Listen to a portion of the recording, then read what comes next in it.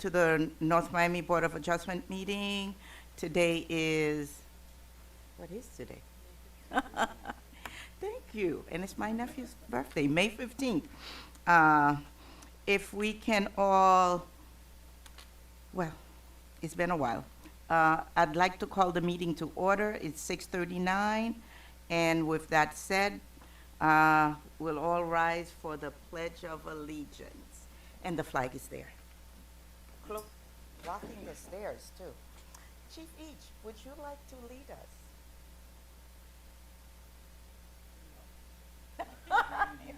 To the flag of the United States of America and to the republic for which it stands, one nation, under God, indivisible, with liberty and justice for all. Thank you. Everybody's cool in here, right? Because it's hot outside. We'll have a roll call Chairwoman Rosalind Phillip, here. Vice Chair Michael McDermott. Here. Board Member Jeff Mondesier. Board Member Blythe Perry Lewis. Here. Board Member Evan Shields. Board Member Marlene Monesteem. Board Member Kenneth Each. And Board Member Lumana Joseph. Right, thank you. Our attorney will go ahead and make the announcement, explain the announcement to our audience as to what will take place tonight. Okay, this is a summary of quasi-judicial procedures applicable to the board meeting tonight. These rules apply to applications on specific parcels of land, like the variances on the agenda tonight. The board will sit like a court, hence the term quasi-judicial, reviewing the facts presented at the hearing, applying the adopted rules as explained by staff in the staff report and verbally. Board members can make site visits but must disclose the evidence upon which they intend to rely from that visit. Board members will disclose at the beginning of the hearing whether they've had communications with individuals on behalf of the applicant or other persons, including who the communication was with and what the topic of discussion was. All persons intending to speak to the board will be sworn by the clerk. The staff will then make a presentation, and the board may ask questions of staff. The applicant will make a presentation, including expert witnesses, if any, and the board may ask questions. When the public hearing is open, the public can make comments on the application limited to 2 minutes each. Citizen testimony must be fact-based, not opinion. The board may ask questions, and the applicant's attorney, if any, may ask questions on cross-examination. Members of the public can decline to be cross-examined. The staff may present additional testimony to supplement or rebut arguments made. The board deliberates based upon the evidence presented. The board's decision must be based on competent substantial evidence, meaning based on the record, staff presentations, expert presentations, and fact-based comments by citizens according to the standards for approval set forth in the city code. The board may approve, deny, or continue an item. While staff previously read into the record emailed or mailed comments or letters, since these are not competent substantial evidence, for example, not sworn testimony subject to cross-examination, the board's decision cannot be based on what is contained in the comments or letters, but they can be used to identify issues and help identify sources of information that do contain competent substantial evidence upon which a decision can be based. Written comments or letters submitted before the meeting are part of the record and available for review by the commission or board. We ask each of you to treat this proceeding with respect and proper decorum, no calling out, interrupting speakers, or disrupting the proceeding. Please give this proceeding the same dignity and respect as if you were in court. Disruptions are prohibited and enforceable pursuant to the city code. Please also silence your cell phones. Thank you. Thank you. And the records reflect that Mr. Shields has joined us. Okay. And with that being said, anyone who is here to speak on an item tonight, you would need to take the oath, which will be administered by our staff here. So stand and raise your hand if you want to speak on any item. That includes our staff.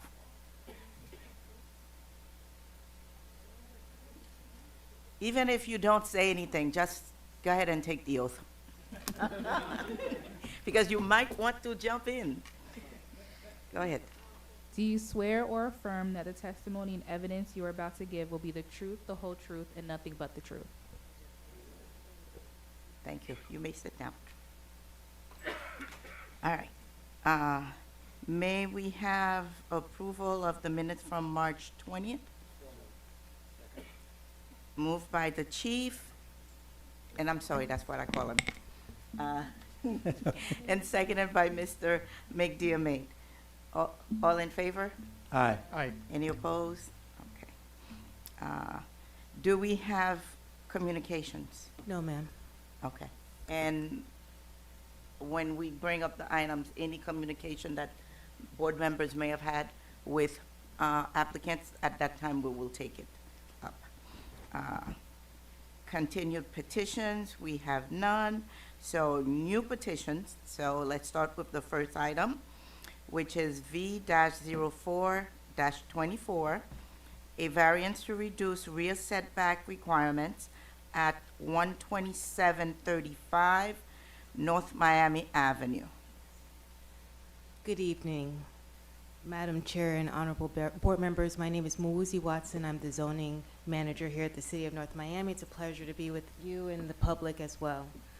Tonight, for your consideration, you have two items. The first is V-424, which is a variance to reduce the rear setback requirement at 12735 North Miami Ave. And the second for your consideration is V-024, a variance to allow a 6-foot high fence and 3 6-foot high gates within 10 feet of the edge of driveway at the front of the property line, where the height of fences, walls, and hedges shall not exceed 2.5 feet within 10 feet of the public right-of-way. And the location of this request is 2430 Northeast 135th Street. Why don't we do board disclosures before we forget? Okay, no problem. Okay, so we're going to do the first item, V-4-24. Are there any board disclosures related to that item? Any Sir? board? No? Okay. And just to, so we don't forget, and V-5-24, any board disclosures related to that item? One Mr. question. Shields? Which item, I think it was V-524 that we filed? That's right. Okay, good deal. Do I need to disclose that here, or? You're going to sit for the first item. Yep. You have a conflict on the second item. Before we get into the discussion on the second item, that's when you would announce your Understood. conflict and then step down. Okay. And go party. Okay. You Good. may continue. Okay. Thank you, Gary. So the first item is V-04-24. It's a request to deviate 19 feet from the required 25 feet requirement for a rear setback. As I stated, the property is located at 12735 North Miami Avenue. Again, the request is to reduce the rear setback. Per our code, the rear setback is 25. This property was constructed without a building. There was 2 additions that were constructed, one on the side and one in the rear.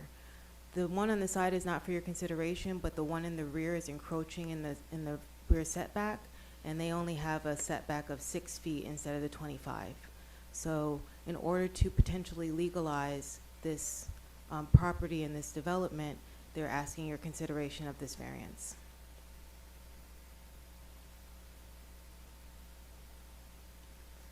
The property is located on the corner of North Miami Ave and Northeast 127th Street. The size of the parcel is 7,802 square feet, and it is located in the R2 district, zoning district. And hopefully you can see it, but this red box is to indicate where the rear addition is, and you can't probably see it, but there's a setback of 6 feet that's demonstrated in this illustration, or in the site plan. So, per Article 3, Division 6, Section 3-606, any applicant that has a variance must meet at least 4 of the 6 variance criteria. And in order to garner staff support, you also need to have met or demonstrated that you meet 4 of the criteria. When staff did their analysis, we found that the applicant only complied with 2 of the 6 criteria, and for the benefit of the record, I will read the staff's report and staff's responses to how these meet the criteria. So the first consideration is special conditions and circumstances exist which are particular to the land, structure, or building involved, and which are not applicable to any other land, structures, or building in the same zoning district. And staff said no, there are no special circumstances or conditions. The second is there an unusual circumstance or condition necessitating the variance request that are present in the neighborhood and are not unique to their property? And this again was a no, that there are no unusual circumstances and the conditions that would necessitate the addition in this neighborhood. The third consideration that we look at is the request of the variance maintains the basic intent and purpose of the subject regulations, particularly as it affects the stability and appearance of the city. And this is another no. We say that the LDRs encourages the creation of addition that adheres to or complements the principal structure. And it has to also, if you're going to install an addition, it needs to meet all of the setback requirements, height requirements, etc. And this variance request seeks to legitimize the addition that's non-conforming in the rear setback. And it wouldn't, the addition as it is right now does not negatively impact the appearance of the neighborhood. The fourth consideration that we have is the literal interpretation of these the provisions of the LDR would deprive the applicant of rights commonly enjoyed by other properties in the same zoning district under the terms of these LDRs. And that was another no, that the applicant has not been deprived of rights commonly enjoyed by other property owners in the same zoning district. The fifth consideration is that the requested variance is a minimum variance that would allow for the reasonable use of land, structure, or building. And to this we said yes, that the applicant has requested a variance that would enable them to keep the addition as is. If the variance is not granted, the property owner would need to at least demolish all or portions of the structure to comply with the minimum setback requirements set by the LDRs, and therefore it's reasonable to legalize the structure and make it usable. And the last of the criteria that we consider is that the granting of the variance will be in harmony with the general intent and purpose of these LDRs, and as such variance would not be injurious to the area involved. And to this, staff says yes, the requested variance will legalize the existing non-conforming addition if it's approved. It says the requested variance will legalize the existing non-conforming addition constructed without a building permit. The request is a deviation of 19 feet from the rear setback requirement, and the view of the addition is mitigated by a dirt fence that exists between the subject property and the adjacent property. Furthermore, the approval of this variance request will allow for the property to be reviewed by the building department and assess additional structural, and they'll be able to assess the addition's structural soundness, as well as remedy any potential safety issues through the legalization process.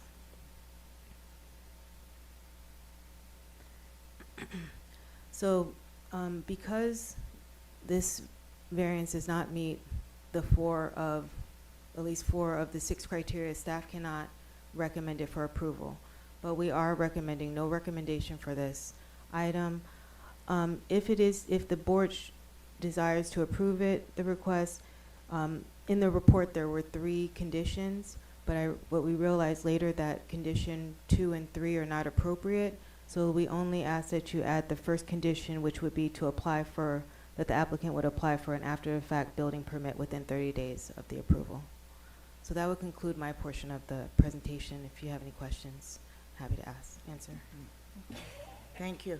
Do you want to hold it for, and let the public? We'll go ahead and open public hearing. If there's anyone here, oh, I'm sorry.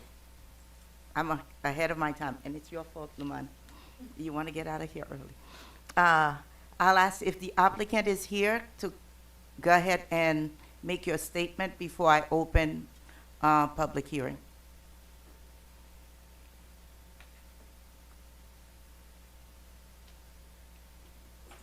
State your name and address, please. Hello. Hello, Board and Madam Chairman and Board, thank you for your time. My name is Miguel Rodriguez, and I am a retired fireman for the city for 27 years, and I served the city of North Miami very proudly, and I made a mistake with my home, and I'm here to ask for your compassion and understanding in my mistake. I will take responsibility for what happened, and I want to explain to you my situation. And just for the record, can you read your address, state your address, since it's being recorded? My home is 12735 North Miami Avenue in the city of North Miami. Anything else you'd like to add? That's it? Well, me and my wife, we have a big family, and we're very family oriented. We own this home, and we were trying to find a way where we can accommodate our family. We have a big family, and the prices now are astronomical. So buying a new house that can accommodate our bigger family was financially not possible for me and my wife. So what we did was we contracted a construction company to add a room in the back of the structure. And to our, surprise, we were under the assumption that the gentleman pulled these permits, and we paid him our savings. It costs around $60,000 that we paid, and we thought the gentleman did the right thing. Well, lo and behold, after several weeks and about a month, we get a letter from the city of North Miami saying that this structure was not permitted correctly. And at that time, I hired a company that specializes in this because I have never experienced nothing in my life like this. I'm a law-abiding citizen, and the minute that I found out that something was not right, I reached out to Construction Elements, and they have been helping me navigate through this process because I've never experienced this before. So I know that we messed up, we made a mistake, and I'm just here to ask for your understanding and mercy, and thank you for your time. Thank you. All right, I'm gonna open up public hearing, and you may have a seat for now. So if there's anyone who would like to speak for or against the item, now is your time. Okay, public hearing is closed. Board discussion, now is your turn, please. Yes, question to staff, or actually, question to council. Staff is. Microphone?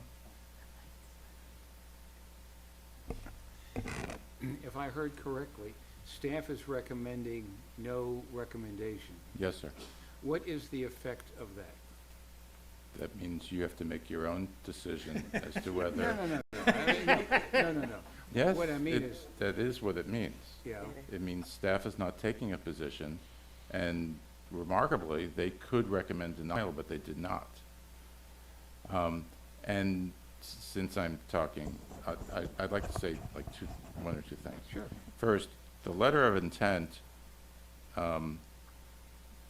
lays out some additional facts, like the gentleman put his entire life savings into this addition, which is certainly a commitment to the improvement of his home, which should be recognized somewhat.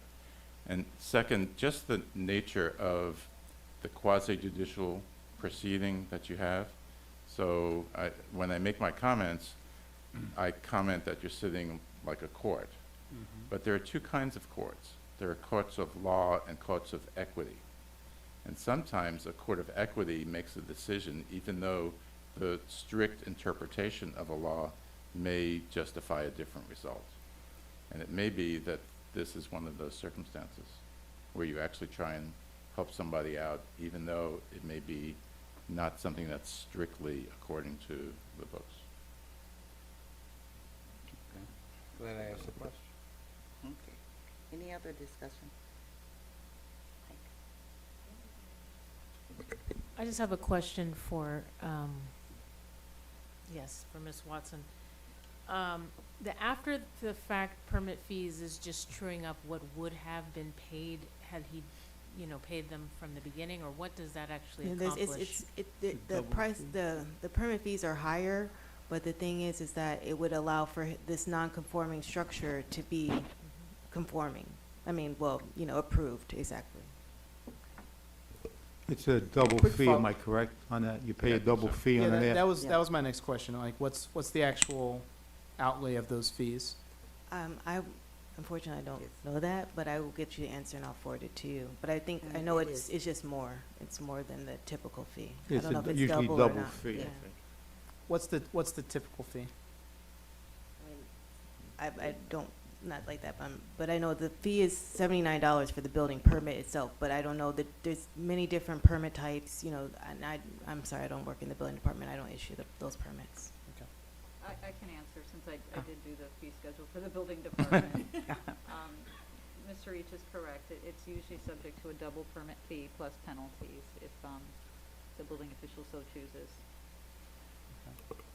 So, Madam Chair, so Yes, Mr. one question I think would be interesting to ask is of the consultant that is here who will be helping the owner with the permit, how difficult it would be to legalize the structure. Because sometimes structures without permits are built so contrary to code that they're very difficult to bring to code.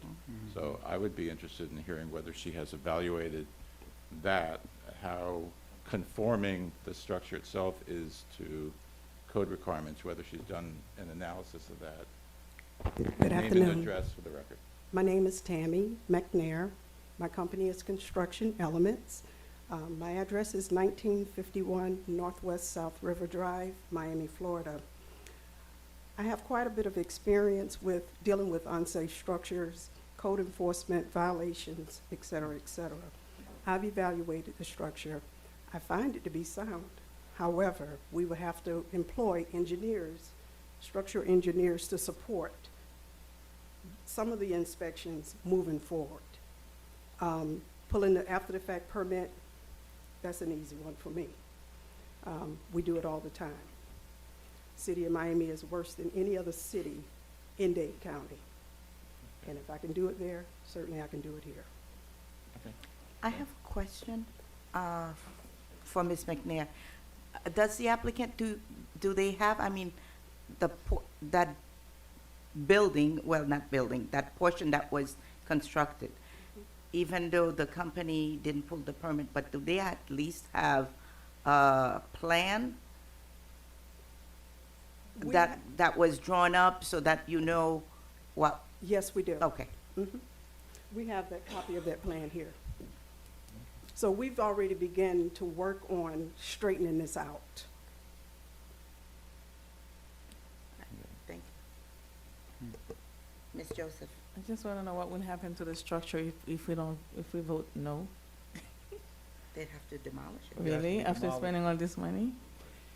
Yeah, and I know in the past 2 years, I think we had one case that was similar of, I think of a casita, an ADU that was built in the back, which is a very similar reason for, hey, housing is expensive, let's do an addition. But that's in our code, and I think similarly, they hadn't actually taken permits, and I think we had allowed that particular construction to continue. And I think there might have been an additional case that had an addition, but my understanding, unless staff can correct me on it, is that they'd have to demolish it. They could either, I mean, they could adjust it as well. They don't have to demolish the whole thing. They can, try to meet the setback and, demolish portions of it. So that's also an option. Okay. Right? We just recently, I think last 2 years, we passed actually, I think on behalf of Councilman Galvin, he put it out there, we were looking for additional, because of the housing shortage, we were having ancillary buildings in different areas. I look at this gentleman here. The construction company didn't pull the permit. He's a lifelong resident. Good faith. He builds a property. Wants to keep his family here. That's what this city is all about. Family, hardworking man, retired, invested $60,000 into that. I see very little difference between his extension and an ancillary building that we would put out there, like a mother-in-law's apartment or what have you. It's, you know, when I see something like this, and thank God I don't have the benefit of a law degree, but then I think William Jennings Bryan, and I quoted him before, he said, when the law and common sense collide, let's always hope that common sense prevails. You, counselor, I think hit it right on the head. You said, there is a humanistic value to this. Here's a man with a family who wants to keep his family here in the city. Let's just reverse this and go back in time. Let's say that you came to the Board of Adjustment prior to building this, and you presented the plans here. Would we have not looked at it in a different view and said, yeah, you know what, go ahead and build this? You know, it makes a lot of sense just to say, hey, $60,000, that's a heavy hit to knock that building down, and especially when it's your life savings. And I don't see anybody from your neighborhood complaining about it. In fact, I'm sure if your neighbors were here, they would probably support you. So I kind of lean to the humanistic side of this. And the law is not always black and white. There's a great deal of gray. And I think we have to put the human value to that. So that's what I have to say. Just one question. This is just an additional room. Were there bathrooms added to it? No? That might be best for the applicant, if you don't Yeah. mind coming to the mic. Yes. In the problem area where the setback is, yes, it was a room. Okay, Yes. In the So- setback area where there's the problem, yes. okay. All right. Thank One last question for the city. you. One more question. This is for the city. Knowing what this gentleman is facing, and we know we have a shortage and prices are increasing, I'm sure a lot of people are building extension to their homes without permits. So what are we doing to educate them about permitting?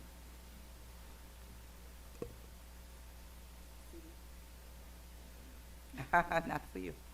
Well, I mean, every time that an applicant comes, we try to tell them, like, you know, people come all the time and say, hey, I'm trying to build this, I'm trying to build that.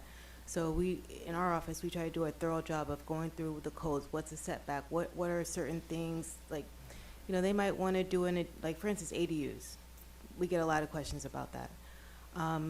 You know, it makes a lot of sense. We have a housing shortage. You know, it makes a lot of sense, but per our code, you can, if your lot is smaller than 12,500 square feet, you can't build it there. So, you know, just when we're interacting with staff, we try to, with the public, we try to tell them what they can or cannot do, and we thoroughly go through the code with them. So, and then we also go to town halls and other community meetings with, you know, the mayor and council to try to, you know, do outreach and whatnot.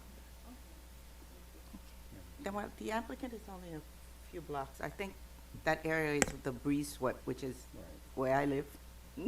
So I know how the footprint of those properties are. And yes, there are possibilities to build. And that's why we are on the board to give special permission and look at certain things. And building in the back, and I know most of those properties, there is like a 6-foot buffer between, you know, the properties in front and in back. So, yeah,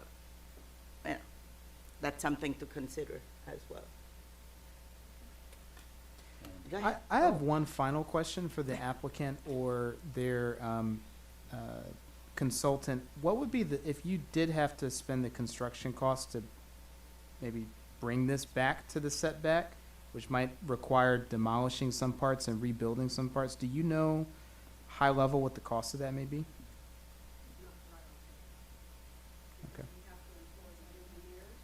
Okay. For the public, do you the- mind speaking in the microphone? Thank you. So there are many elements to bring it into compliance. We have to employ engineers who will then give us the okay with how it was constructed in the first place. If there's a portion of the building to come down because it's not in compliance, it's not built to code, we have to address that at that time. It's unknown to us what it's gonna actually cost him to tear down any portion of the building. Okay. But you are, if we were to move forward with this, you would be assisting him in bringing this up to code and? Absolutely. Okay. And then, of course, the applicant would pay any permitting fees and overages that are needed? Yes. Okay. Mhm. All right, thank you. Mr. McDermott, you would like to say something? Yeah, Madam Chair, I'd like to move approval of this item. Okay, it's been moved by Mr. McDermott. Do I have a second? Second. Seconded by Chief Each. Okay. Any other discussion? Roll call? I have a motion made by Mr. Michael McDermott to approve the item, seconded by Mr. Kenneth Each. Chairwoman Rosalind Phillip, how do you vote? Yes. Vice Chair Michael McDermott, how do you vote? Yes. Board Member Black Pierre Lewis, how do you vote? Yes. Board Member Evan Shields, how do you vote? Yes. Board Member Kenneth Each, how do you vote? Yes. And Board Member Lumana Joseph, how do you vote? Yes. The Okay. item moves unanimously.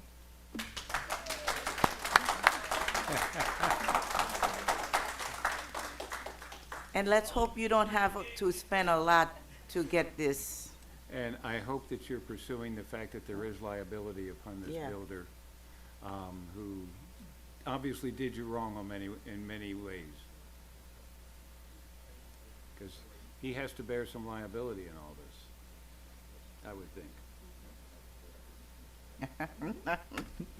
Personal Okay. opinion. Hey, no, for the record, I'm not an attorney either, but I also agree Yeah. with Mr. McDermott's I opinion. agree. 100%. What was the stipulation we were supposed to put in there? It's a Just staff that he pays- condition. It's a It- staff that he condition. pays it. It's That he a, pays, it'll be for any of these. automatically Yeah. attached. All right. So you've been approved, and we hope that things will not be, like the worst will come out, that you'll be able to move on with this. And I know that the city will have to go back and do inspections, so you're not worried. All right, thank you. Good luck to you and your family. Good luck. Before the next case, just to go back to what Ms. Joseph asked, that question, and I know it's not Ms. Watson, but we might bring it up to the pipeline in terms of educating. How do we tell the public? Because it's not just these additions.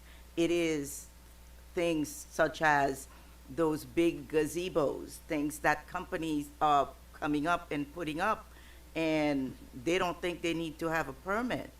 And when the next hurricane come, I don't want those people's stuff in my yard, Because I see it happening. So, all right. You get a free gazebo. No, I don't want it. I have a screen porch. And I think, Madam Chair, that these meetings, if people are watching us, also an education as well, because there's so many different things that come up. Well, we'll see. We will see.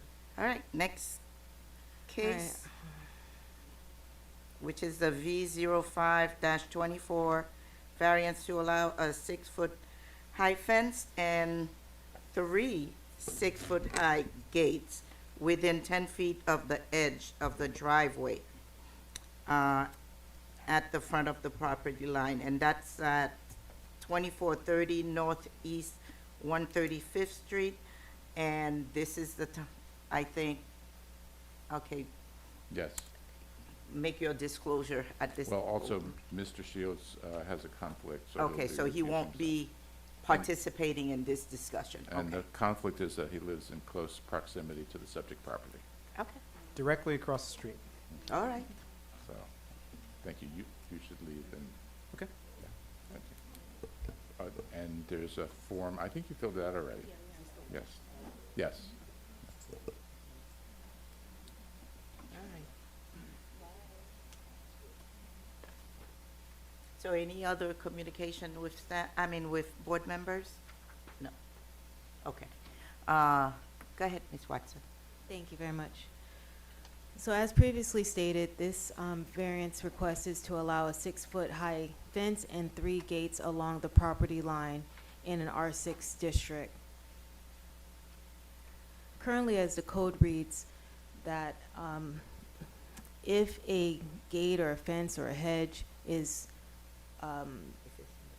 within 10 feet of a public right-of-way, meaning a driveway or sidewalk or anything like that, it has to be set back at least 10 feet, or if it's not, then it has to be, the height has to be at least 2.5 or no more than 2.5 feet tall. So this request is asking to vary that instead of them having a 2.5-foot fence, that they have a 6-foot fence and gates there. So this property is located in the R6 district. The parcel is 9,825 square feet, and it has a lot of multifamily properties abutting the development, the condo development. I just wanted to demonstrate to you through some photos that the request of the applicant is not an anomaly, that this particular picture is the property to the east of the condo. This is a picture of the condo development to the west of it. And this is a this is another multifamily development that's across the street from the subject property. And all they're asking is to put where the blue box is, a sliding gate, a fence, a pedestrian gate, and another sliding gate. So again, in order for an applicant to garner support of staff, you have to meet at least 4 of the variance criteria. Staff felt that the applicant met 5 of the 6 criteria, and for the benefit of the record, I will again read the criteria as well as staff's analysis. So the first consideration is that there's special conditions and circumstances exist which are peculiar to the land, structure, or building involved, and which do not apply to other land, structures, or buildings in the same zoning district. And we said, no, there's no special conditions or circumstances that exist that are peculiar to the site. The second consideration is that there are unusual circumstances and conditions necessitating the variance request present in the neighborhood and are not unique to the property. And thanks to Mr. Held and some of the other items that we've dealt, I understand completely what this means, this particular criteria. And we found that there are other multifamily properties adjacent to this one that have fences and gates at the property line, and that these structures are taller than 2.5 feet and are located within the 10-foot setback of the driveway. So this demonstrates that the request is not unique. The third consideration that we have is that the requested variance maintains the basic intent and purpose of the subject regulations, particularly as it affects the stability and appearance of the city. And we say, yes, that the City of North Miami's LDR state that fences and walls shall be solely for the demarcation and separation of properties for privacy and use purposes. So therefore, installing the fence and gates will not adversely affect the stability and the appearance of the neighborhood or the city. Additionally, as such, the proposed fence will maintain the basic intent and purpose of the fence and gates installed within a multifamily zone district, in that the fence shall comply with the building permitting procedures and shall be located along the property lines and not encroach into the right-of-way. The fourth consideration is that the literal interpretation of these provisions in LDRs would deprive the applicant of rights commonly enjoyed by other properties in the same zoning district under the terms of these LDRs. And to this, staff says that North Miami's LDRs allow for the installation of a 6-foot high fence in the R6. However, the literal interpretation of these LDRs will the literal interpretation of these LDRs will prevent anything taller than 2.5 feet being built within 10 feet of the driveway. So, as illustrated in previous slides, we see that adjacent developments have 6 foot, at least higher fences. Let's say, I don't know the exact height, so I don't want to say that, but we know that they're taller than 2.5 feet. So in this case, you have like La Pointe Townhomes, which has, a fence along their property line, and Chart House Apartments, which shares the same. So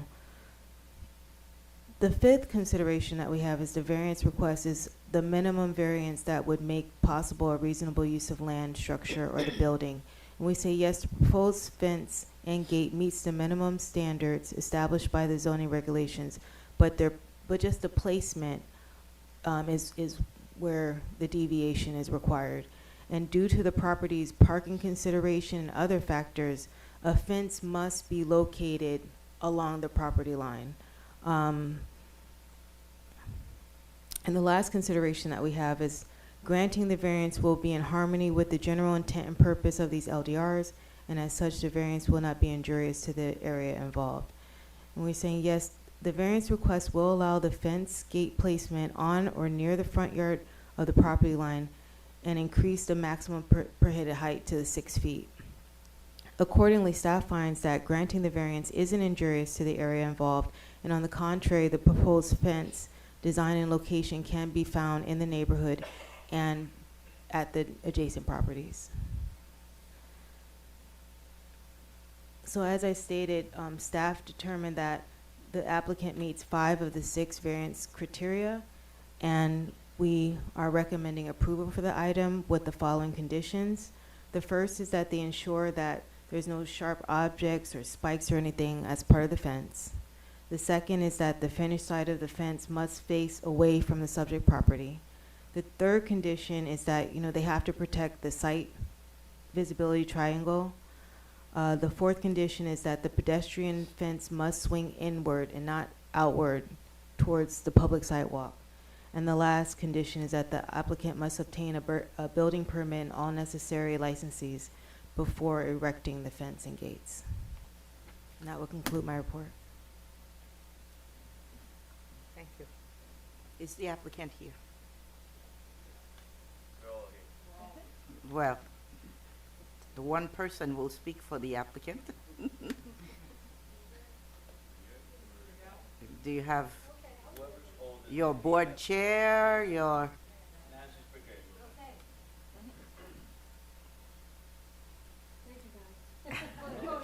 State your name and address, please. Nancy Donahue, 2430 Northeast 135th Street, 104. What's not emphasized, the importance of this gates, is personal security. We have people coming and going on our property all the time.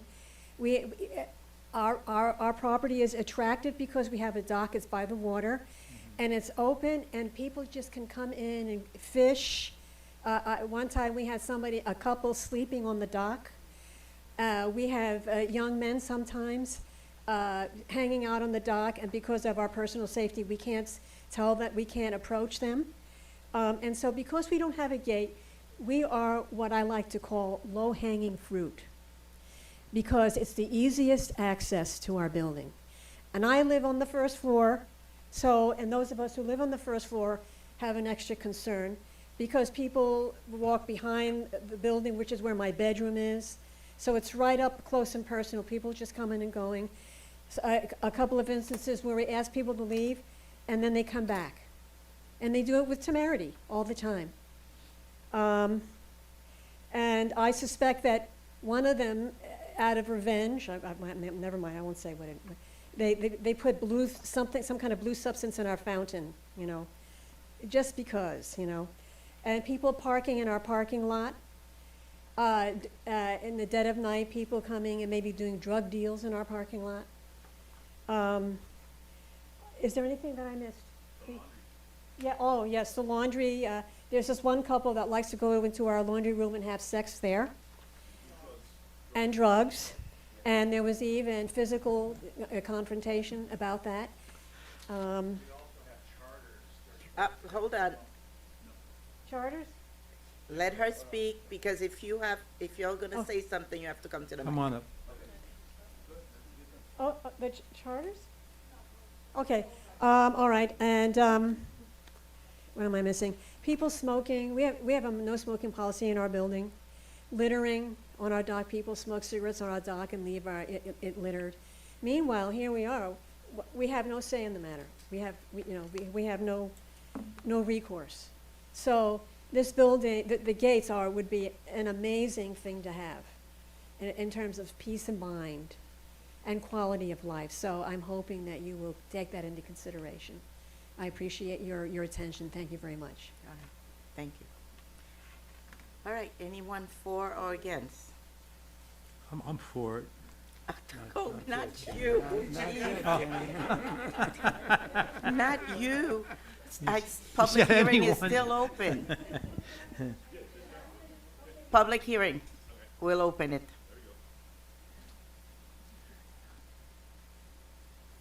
Hi. Hello. I just wanted to say that Name and address. my name is Dan Colpin, 2430 Northeast 135th Street. They come by water, and evidently these people are Ubering to our property. And the boat comes there at a certain time. They run into the building, cross our dock, onto my floating dock where my jet skis are, and jump on boats and then take off. This is, you would confront them, and then when they come back to the property, they're drunk.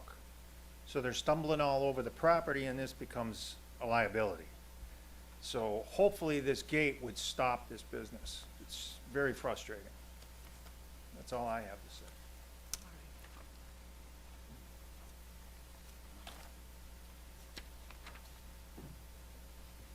Miguel Cabrera, 2430 Northeast 135th, Unit 207. My personal experience is I have a camera looking at my dock, and people just come smoking. They look into our properties and stuff like that, and they just walked away. They even jiggle on my toolbox, the lock. They even jiggle it to see if it's open. So that's my personal experience. Plus, I found a couple of joints of marijuana the other day laying on the side of the building. Somebody lost them. So it's crazy over there.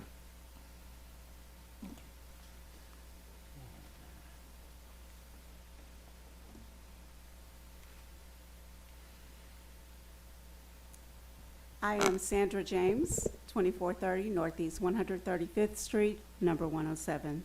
I live on the ground floor, and I live right on the dock. I'm a single female. Several years ago, I was terrorized for over a year by young teenagers that would come every night around 10 o'clock at night and stay way past midnight. I got the nerves up to go out and address them one night. Of course, I didn't go through my patio door because I didn't want them to know where I lived. I asked them to leave politely. They didn't leave. They kept coming. That went on for almost a year. I finally got up the nerve. Well, then I went out and I approached them again. The next day I came home from work. My patio chairs were in the water. They'd thrown them in the water. Finally, I got up the nerve late one night to call the police, and they did come and approach them. That finally stopped. But being a single female on the dock, on the back of the building, I can just tell you, when I wake up in the middle of the night and I hear something, I'm terrified. I'm frozen because I don't know what's going on. There are several times at 10 o'clock at night, I see a gentleman with a big backpack that will come onto the property. I get up really early in the morning, 6 o'clock in the morning, I see that same gentleman leaving. He doesn't live on our property. Wow. There are many times that People bring their dogs back there. During COVID, they thought that it was a place to have lunch and dinner or whatever. And if we approach them, they literally will, you know, become indignant with us. So just to be there and to, when it's late at night, it's terrifying. It really is. And that's all I have to say. Thank you.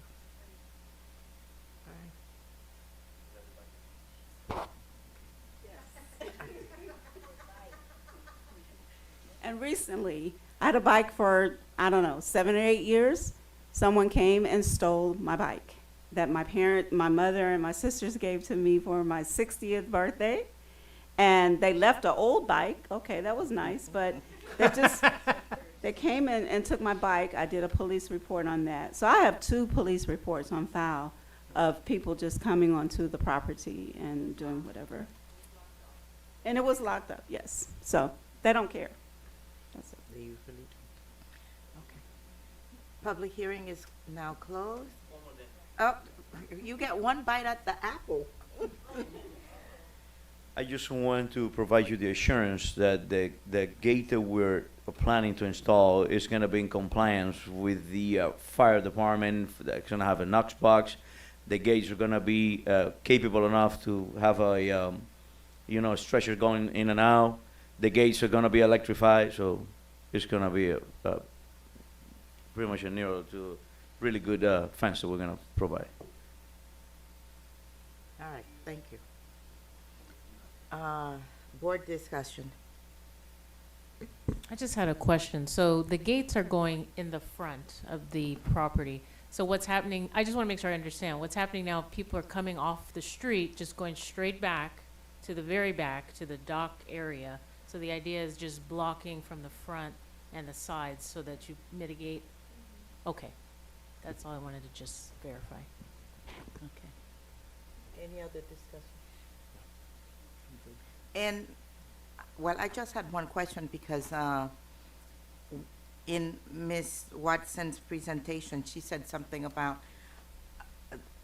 I guess, the ugly side of the fence will be in the front, I mean, towards the building, and then, so what kind of a fence are they putting up? Is it like the iron bars? Wrought iron. Wrought iron? I'm sorry.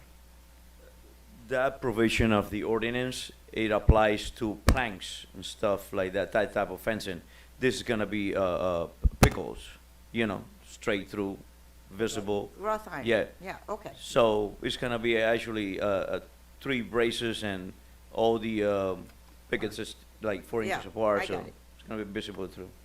Thank you. But we just add that condition because it's a standard condition for all fences. And are you're connecting to gates on the other side of your property, right? There are 2 walls on the side that it would be.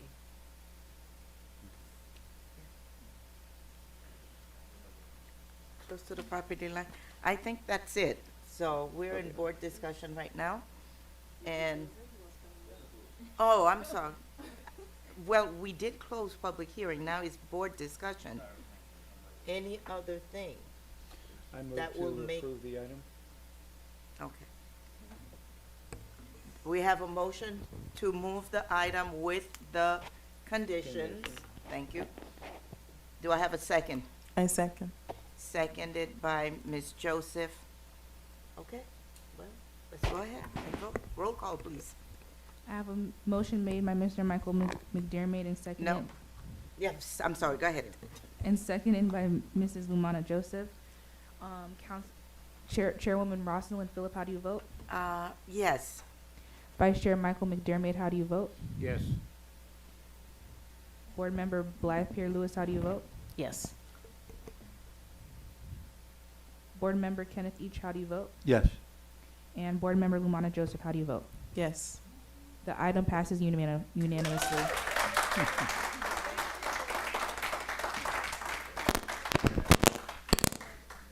I didn't realize that building was built in 64.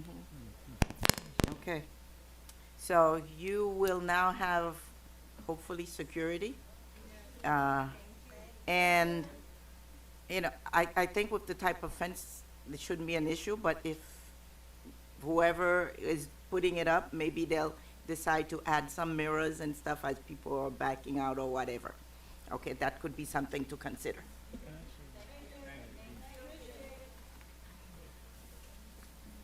All right. Old business, None, thank you. new business. Yes, I just wanted to, Madam Chair and Honorable Board, to discuss that next month's meeting falls on Juneteenth. So we wanted to Which have is now your- a holiday, that's what you have to Yes, say. which is a holiday, City Hall is closed. So we wanted to, staff wanted to understand, did you want to cancel the meeting or move it to another date? I think it really depends upon what items we need to talk about. Do you know what Yes, sir. items are scheduled? We have a couple in the pipeline, but we've been telling them that we're waiting for the board's decision. They're prepared to go on the July agenda, because we just didn't know if that's the case, so.